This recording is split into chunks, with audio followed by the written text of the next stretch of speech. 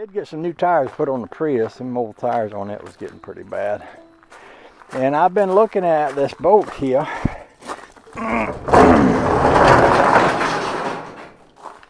And there's a few things I've figured out that needs to happen with it. I'll get a flashlight and I'll show you. In looking at it, I've realized that back in there,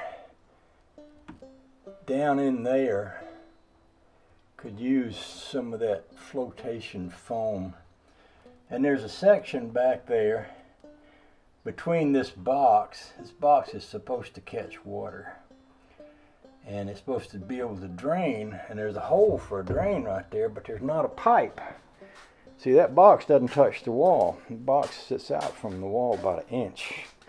If you come back here, there's the hole, but what used to be the pipe is rotted away there.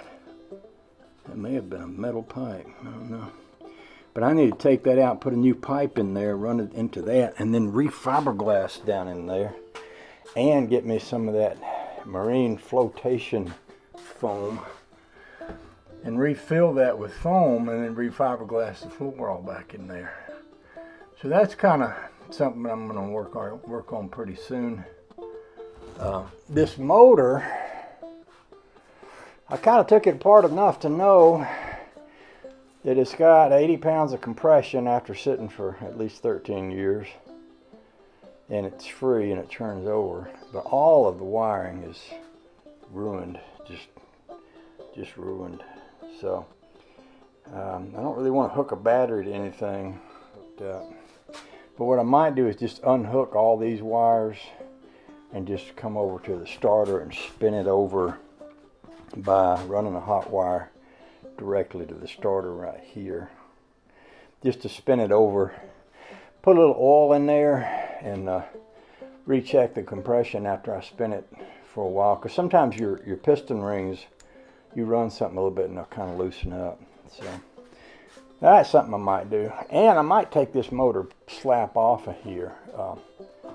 I've been looking at 4-stroke engines and thinking about what a sweet rig this would be if it had a 4-stroke and about 20-25 horse 4-stroke on it. That would be a sweet little combination. Of course, it's not the perfect boat, and certainly not the perfect boat for me, because about the only thing it's good for is to get in and go fast. But sometimes having a little fast boat is kind of fun, you know. So I don't know, but I figure I can fix that fiberglass part back there myself. And then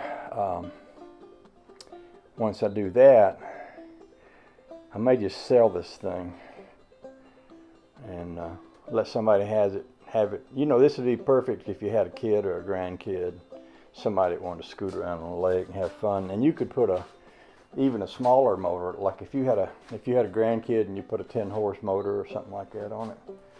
Hey, they could have a ton of fun and wouldn't be so terribly dangerous, you know, if it didn't have a huge motor on it. And even if it did, I've seen people putting 40 and 50 horse motors on these things and charge all over the lake with them. And, well, I bet they really stand up and go with something like that. So, yeah. I'm also kicking around the idea of rebuilding this trailer to make it into something better than it is. It could stand to be lowered and have some fenders on it and stuff like that. So, yeah, we'll see about that. One thing at a time.